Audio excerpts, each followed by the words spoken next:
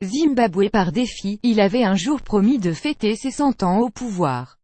Le président du Zimbabwe Robert Mugabe, incarnation jusqu'à la caricature du despote prêt à tout pour perpétuer son règne, aura finalement renoncé en présentant sa démission mardi 21 novembre 2017.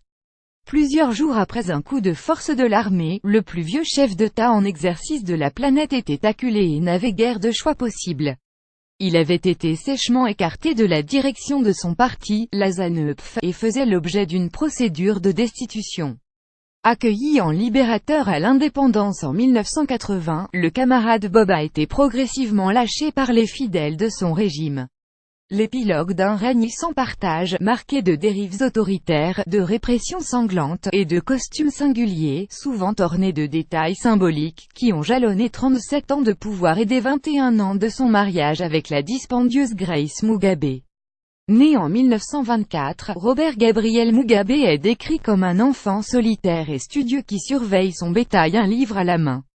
Séduit par le marxisme, il découvre la politique à l'université de Forer, la seule ouverte aux Noirs dans l'Afrique du Sud de l'apartheid.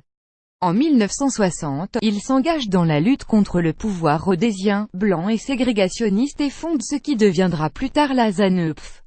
Lire aussi avec Mugabe, qui sont les plus vieux chefs d'État de la planète après 4 ans de prison. Il s'exile au Mozambique d'où il mène dès 1972, avec Joshua Nkomo, la lutte armée contre le régime blanc. Le 18 avril 1980, la Rhodésie, rebaptisée Zimbabwe, devient indépendante. Mugabe devient alors Premier ministre et troque les armes et le treillis militaire pour un costume plus conventionnel. AFP Robert Mugabe le deuxième en partant de la gauche pose avec le prince Charles d'Angleterre, son frère de lutte Joshua Nkomo et le ministre britannique Peter Carrington, la veille de son arrivée au pouvoir.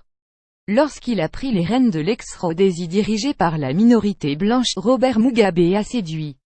Sa politique de réconciliation, au nom de l'unité du pays, lui vaut des louanges générales, particulièrement dans les capitales étrangères. Vous étiez mes ennemis hier, vous êtes maintenant mes amis, lance l'ex-chef de la guérilla. Il offre des postes ministériels clés à des Blancs et autorise même leur chef, Ian Smith, à rester au pays. Bardé de diplômes, le révolutionnaire Mugabe apparaît comme un dirigeant modèle.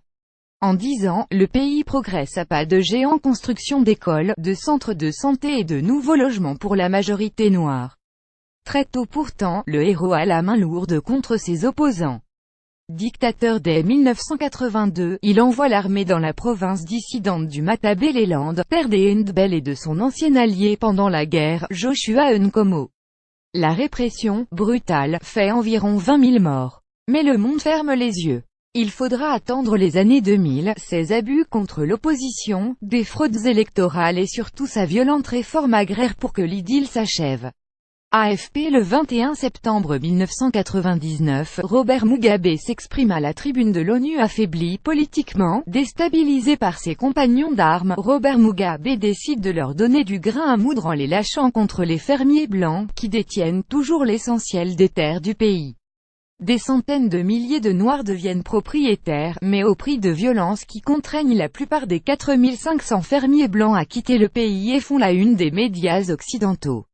La réforme précipite l'effondrement d'une économie déjà à la peine. Aujourd'hui, les liquidités manquent et 90% des Zimbabwéens sont au chômage. Malgré cela, le dictateur est réélu à 4 reprises, en 1996, 2002, 2008 et 2013, au terme d'élections marquées par de nombreuses irrégularités, fraudes et magouilles électorales. Sûr de son fait et de sa popularité, Robert Mugabe n'a cessé, durant ses 37 ans de pouvoir, de faire campagne en arborant des vêtements à son effigie, comme vous pouvez le voir ci-dessous. AFP Robert Mugabe arbore un large portrait de lui-même sur la poitrine, le 7 mars 2002, quelques jours avant sa deuxième réélection. AFP 4 ans plus tard, lors de son investiture pour la course à la présidentielle 2008, Mugabe arbore le même plastron à son effigie, sur une chemise de couleurs différentes. AFP Robert et Grace Mugabe, quelques jours avant la 4e réélection du président zimbabwéen. En plus de son portrait en noir et blanc, Robert Mugabe n'hésite pas à porter des costumes chargés de symboles. Ci-dessous, on peut notamment voir deux points liés, symbole de l'oppression exercée par le pouvoir rhodésien blanc et ségrégationniste avant son arrivée à la tête du pays. La chaîne qui relie les deux points est brisée, comme pour rappeler qu'il est l'un des pères fondateurs de l'indépendance. AFP Robert Mugabe, à la veille de sa troisième réélection, le 26 juin 2008.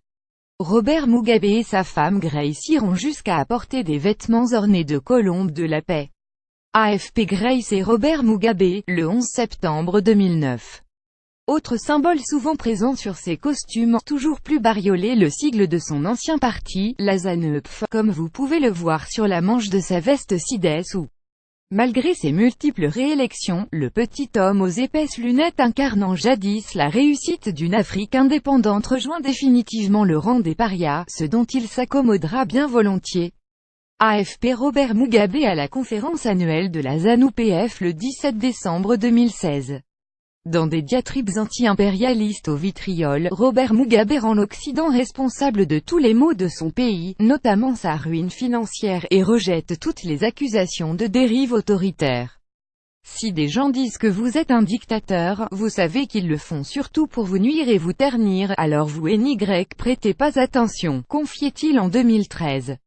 AFP Robert Mugabe, le 8 novembre 2017, quelques jours avant le coup de force de l'armée zimbabwéenne. Santé fragile dans les dernières années de sa vie, il balaie de la même façon les spéculations sur son état de santé. La rumeur le dit malade d'un cancer, son entourage explique ses fréquents séjours à Singapour par le traitement d'une cataracte. Mais 89 ans ne signifie rien, plastronne-t-il en 2013 juste avant sa énième réélection. ESTCE qu'ils m'ont changé, ils ne m'ont pas flétri, ni rendu sénile, non. J'ai encore des idées qui doivent être acceptées par mon peuple. Ses adversaires le soupçonnent d'être tombé sous la coupe de sa deuxième épouse Grace. L'ancienne secrétaire est devenue de plus en plus ambitieuse et s'invite dans la course à sa succession. Elle obtient de son mari la tête de la vice-présidente Joyce Mujuru en 2014, puis celle du vice-président Emmerson Mnangagwa il y a quelques jours. Le limogeage de trop, puisque c'est celui qui convainc l'armée de se débarrasser du vieux président. AFP Robert Mugabe s'exprime depuis sa résidence surveillée, le 19 novembre 2017. Lire aussi quel scénario pour Mugabe, exclu de son parti et poussé au départ. Grace Mugabe, de reine du shopping à ambitieuse redoutée. Pour suivre les dernières actualités en direct sur le HuffPost, cliquez ici tous les matins, recevez gratuitement la newsletter du HuffPost. Retrouvez-nous sur notre page Facebook Plus Afrique Way Costumes International. Robert Mugabe Zimbabwe, envoyé une correction.